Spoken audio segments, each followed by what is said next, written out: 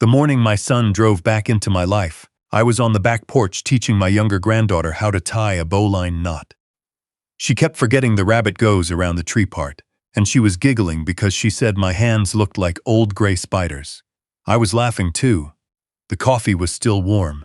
The light was coming through the tree-line gold, and slow the way it does in late September, out here in Tennessee. Then a silver Cadillac turned up my gravel driveway. Behind it, a black SUV with tinted windows that had no business being on a gravel road. I want to tell you about the judge first. I want you to see his face the way I saw it, the color draining out of it, his hands going absolutely still on the papers I had just set in front of him. He was a man who had sat on that bench for 22 years. He told us so himself. He said there was very little left on this earth that could surprise him. Then he looked up at me over the rims of his glasses and asked, in a voice so quiet, the court reporter leaned forward to catch it, "Does your son know this exists?" I looked him straight and said, "He's about to find out. But you need to hear the whole thing first. My name is Gene Barlow. I am 67 years old. I spent 31 years flying commercial aircraft, regional routes out of Nashville, then long-haul international until my knees quit on me, and my doctor quit pretending they wouldn't. I retired a captain. I came home to 40 acres outside of Cookeville, with a pension that covers the mortgage and the groceries, 2 replaced knees, and the kind of quiet that feels earned after 3 decades of roaring engines. My wife passed 8 years ago. Pancreatic cancer. 4 months from diagnosis to the last breath. The only reason I did not fold entirely was because 2 little girls needed me to stay upright. My son had already been gone by then. He left 19 months before my wife died.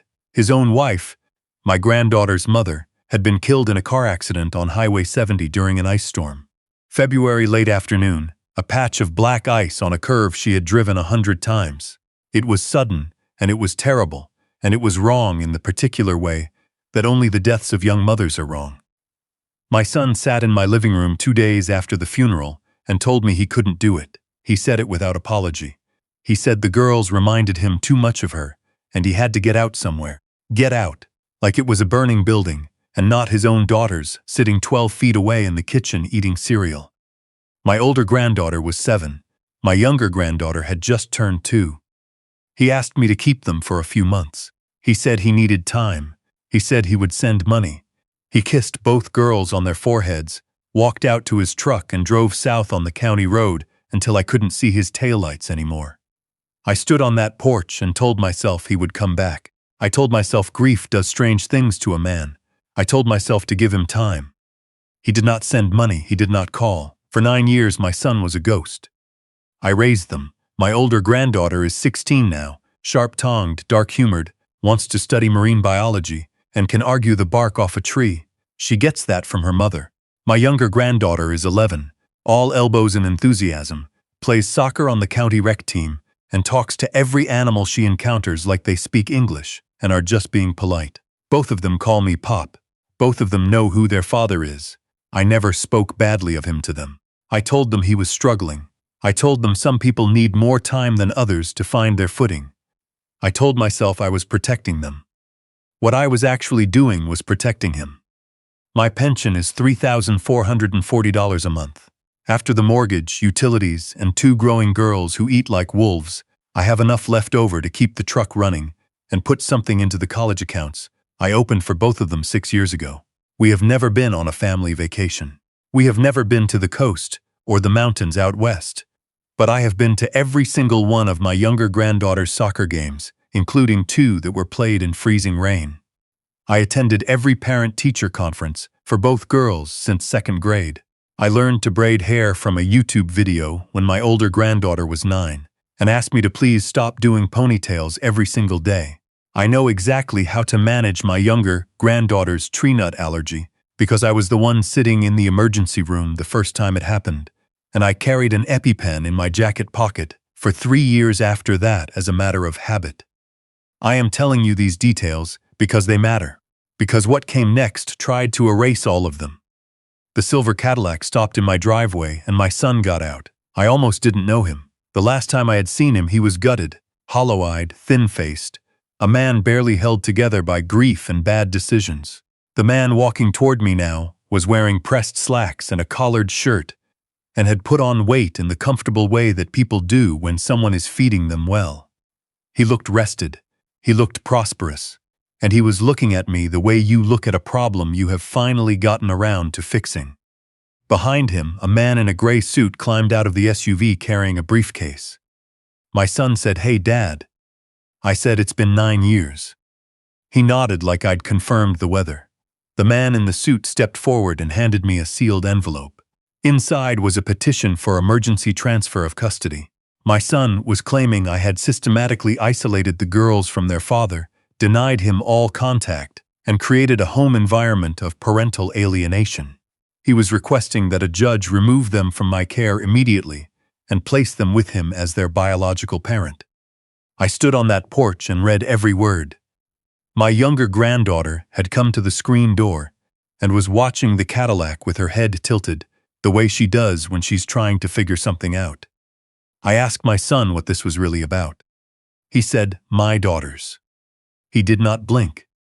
I found out the truth 4 days later through my old friend Rafe, who I have known since we were 22 years old, and being equally foolish together in the Navy. Rafe spent 15 years as an investigative journalist, before a second divorce and a drinking problem derailed that career. Now he runs a small private investigation firm out of Murfreesboro, out of an office that looks like a filing cabinet exploded in it. He is not glamorous, and he is not sober as often as he should be, but there is no one alive who is better at finding what people try to hide. Rafe called me and told me to sit down. My granddaughter's mother had carried a life insurance policy, $2.3 million. She had named both girls as beneficiaries, but because they were minors when she died, the payout had gone into a protected trust. The trust had been sitting dormant for 9 years because there was no court-appointed guardian. The estate attorneys had made several attempts to locate my son over the years and received no response. Then, 4 months ago, my son had surfaced, retained an attorney, and filed a petition to be named the legal guardian of the trust. The guardian receives a management stipend, $40,000 a month. He did not want his daughters. He wanted the key to their inheritance. The family court judge granted a temporary custody arrangement while the petition was evaluated. The girls went to stay with my son at a rental house in Nashville. I was allowed supervised visits twice a week at a county facility with a caseworker in the room. My son enrolled both girls in a new school without asking what classes they were taking, what they liked, or whether my younger granddaughter had a standing allergy appointment every third Thursday of the month. The first supervised visit, my older granddaughter sat across from me at a laminate table and said, "Pop, something is wrong with him." I told her I knew. She said, "He talks about money constantly. On the phone, when he thinks we're asleep, he's always talking about money. He called someone and said the court date was the only thing standing between him and fixing everything." She looked down at her hands. He said we were his leverage. I held her hands across the table. She said Abby cried for 2 nights straight. I filed a report with Child Services. The caseworker was thorough and ultimately limited in the way that systems become limited when one side has a lawyer and the other side has a pension and a dented truck. She told me the children appeared safe. She told me the process had to run its course. I walked out of that building feeling every one of my 67 years. My son's attorney contacted me the next morning and offered a settlement, $60,000, and supervised monthly visits if I signed a document relinquishing my guardianship petition and acknowledging that my son was the appropriate primary parent. $60,000. That was their number for 9 years of my life. I told him to keep it. He said I was making the mistake of an old man who didn't understand how courts worked. He said a lot of things. I let him finish. Then I hung up. That night I sat in the kitchen with the light on low and thought about the green metal box on the bottom shelf of my bedroom closet behind the extra blankets. Pilot's log things. 31 years of recording fuel loads, weather events, mechanical anomalies. It wires a part of your brain to document. So I had documented every pediatrician visit, every emergency room trip, every parent-teacher conference, every report card, every Christmas morning and birthday and skinned knee. 9 years of dated entries in a spiral-bound notebook, notarized at 53 significant moments by my neighbor Mrs. Albright. who is a retired paralegal and who had agreed to witness and stamp the key entries because she said, back when I first asked her, when my son had been gone about 6 months, that she had a feeling I might need them someday. Mrs. Albright has excellent instincts. There was something else in that box, something I had listened to once and never played again because it cost too much each time. A voicemail. On an old flip phone I had kept charged in the back of my dresser drawer for 8 years. My son's voice, left on a Tuesday afternoon in March, 2 weeks after my wife's funeral. He had called when he thought I wouldn't pick up. Dad, I know you keep trying to reach me about the girls. I need you to stop. I can't be their father. I know that sounds terrible, but I know what I am and I am not that. I signed the paper the notary lady next door drew up. That makes it legal enough. They're better off with you. I mean it. Don't call me asking for child support, because there isn't any. I'm starting over somewhere else. Don't look for me. I had kept that voicemail for 8 years because I could not make myself delete it. Not only because of what it proved, but because of what it said about who my son had chosen to be. And because somewhere in the part of me that thinks like a pilot and logs things and keeps redundant systems, I already knew that the day might come when the record would need to speak. The morning of the hearing, Rafe picked me up at 6. He had a cut above his eyebrow that he explained as a screen door incident. I didn't believe him and didn't push. He handed me the green box when I got in the truck. I didn't ask how he'd gotten to my house.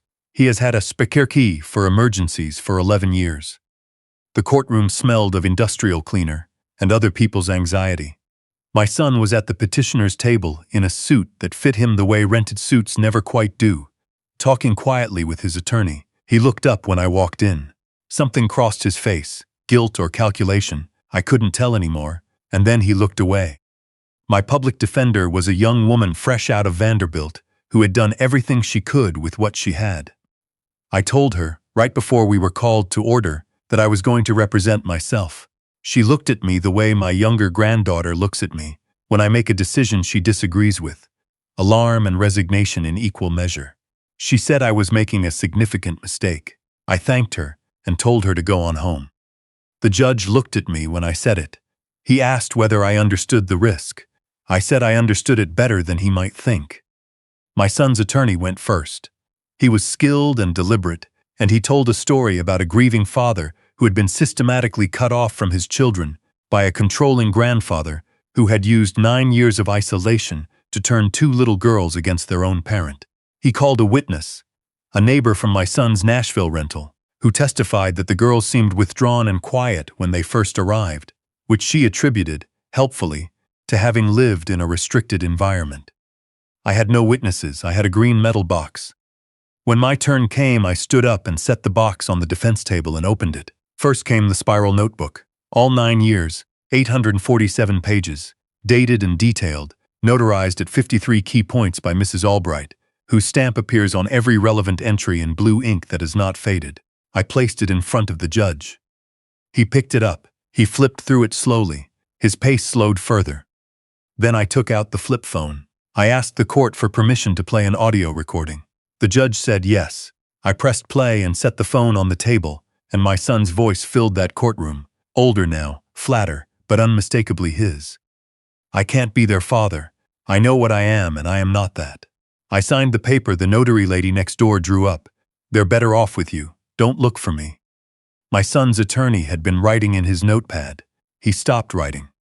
I reached into the box one final time and removed the document. A single page, handwritten on lined paper, bearing my son's signature and Mrs. Albright's notary stamp in the lower right corner. In his own handwriting, he had written that he was voluntarily and permanently designating me as primary caregiver and decision-making guardian of both girls, relinquishing any claim to parental authority and acknowledging that he was doing so of his own free will. He had written it himself.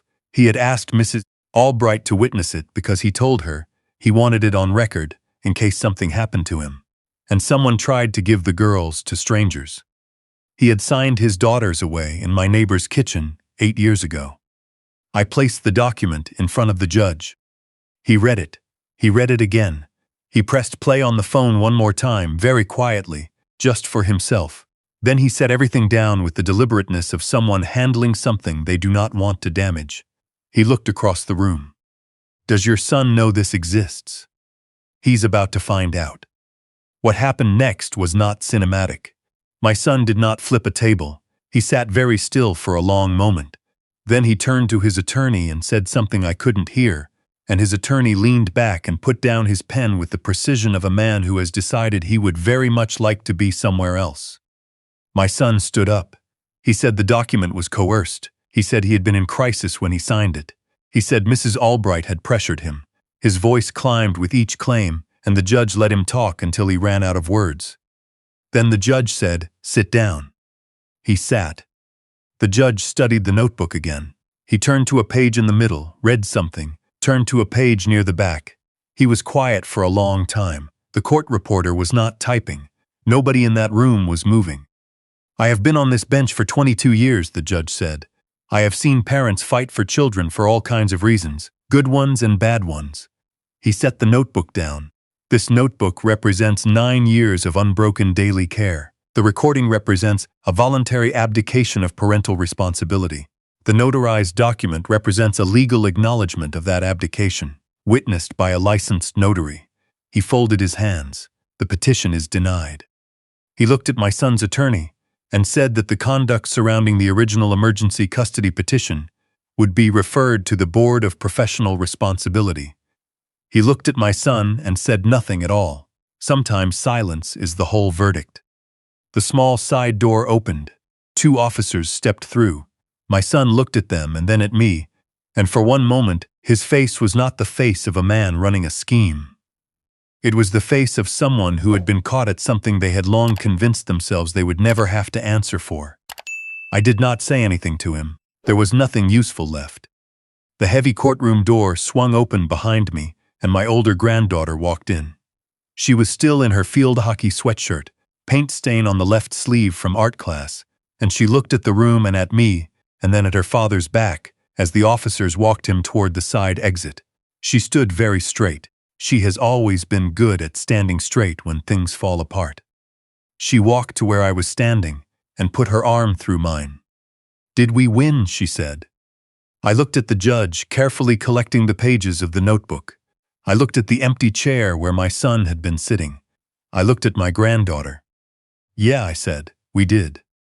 Rafe was on the courthouse steps with my younger granddaughter, who had apparently charmed her way past the security desk by explaining very seriously that her pop was inside saving their lives, which was not entirely wrong. She launched herself at me from 4 steps up, and I caught her, my replaced knees registering every complaint they had, and I held on.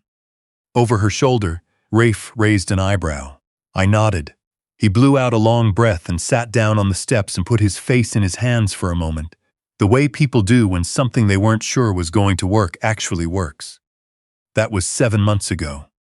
The trust is now managed by a court-appointed independent fiduciary with 30 years of experience who has no interest in anyone's drama and every interest in protecting what belongs to the girls until they turn 25. The management stipend that was supposed to fund my son's new life supports the girls' education and medical accounts instead. I receive a modest guardian allowance. I used most of it to fix the roof, which had needed fixing for 3 years, and to get Rafe's truck repaired, because I know what he went through to get that green metal box to me in time, and I know he would never ask. Mrs. Albright came to dinner 2 Sundays ago. My younger granddaughter made macaroni from a box and was enormously proud of it. Rafe came too, and he and Mrs. Albright disagreed loudly about whether cast iron needs seasoning or just consistent heat, and the girls sided with Rafe because he tells funnier stories, and the kitchen was loud in a way that felt like oxygen after a long time without enough of it. After dinner, my older granddaughter sat next to me on the porch in the cooling dark and asked why I'd kept the voicemail all those years instead of deleting it. I told her the truth. Because I am a pilot. Pilots log things. 31 years of altitude and pressure and weather had built a habit in me of keeping records, keeping backups, keeping the evidence that the flight happened and how it happened, because someday the record might be all that's left to tell the truth. She was quiet for a while. Then she said, "He's really not coming back, is he?" It wasn't a question. "No," I said, "he isn't." She nodded once and leaned her head against my shoulder, the way she has done since she was 7 years old and afraid of the dark, and would come find me in the kitchen at 2 in the morning and just stand there until I moved over on the bench and made room. I made room then. I am still making room. People will tell you blood is everything, that biology is destiny, and a parent's claim on a child is absolute regardless of what they do or fail to do. I have heard that argument. I understand where it comes from. But I have spent 9 years watching 2 little girls become 2 remarkable people, and I know with everything I have that what made them who they are had nothing to do with biology and everything to do with who showed up. Showing up is not glamorous work. It is packed lunches and permission slips, and being awake at midnight when the fever won't break. It is learning to braid hair from a video on the internet when you are 58 and your hands are not as nimble as they once were. It is selling your wife's car to cover a medical bill and not telling anyone you did it. It is keeping a spiral notebook for 9 years, because the same gut that kept you alive through 3 decades of flying into weather tells you to keep the record, keep the record, keep the record. My son chose to leave. I chose to stay. And as I sit here on this porch, with the light going gold through the tree line, and my younger granddaughter somewhere in the yard hollering at the dog to give back her soccer ball, and my older granddaughter's head on my shoulder, and the crickets starting their evening shift, I know I chose right. Some things you log because procedure requires it. Some things you log because you already know, in the part of you that altitude and years have sharpened into something close to wisdom, that the day will come when the record is all that stands between the truth and a very expensive lie. The day came. The record held.